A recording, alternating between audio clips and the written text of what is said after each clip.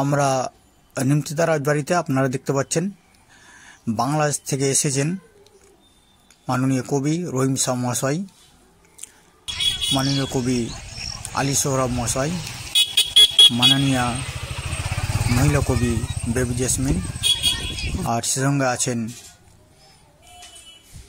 মাননীয় কবি লেখক ফারুক প্রধান মহাশয়, আছেন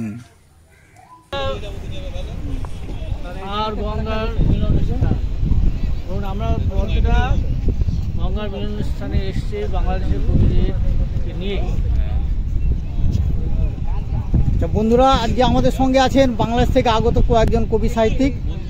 আপনারা দেখতে পাচ্ছেন বাংলাদেশের বিখ্যাত কবি রহিম শাহ মহাশয় আছেন আমাদের ফারুক প্রধান মহাশয়, আছেন জেসমিন বেবি মহাশয়া, আরও আছে আমাদের ইলাদেব দেবী মল্লিক মহাশয়া, আর আমাদের রহিম সাহেবের ওয়াইফও আছেন, আর আমাদের সাকি সাহেবের ওয়াইফও আছেন, আর ছেলেও আছে। আমরা একটা অনুষ্ঠানে এসেছিলাম বাসুদেবপুর চাচণ্ড হাই স্কুলের অনুষ্ঠান, সেই উপলক্ষে আসা।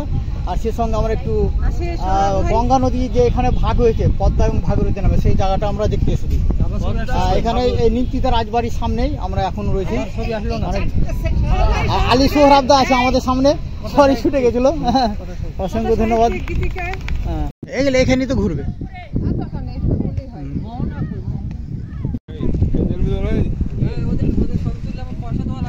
না করছি এখন, আপনার কাছে আমি লিখবো পরে।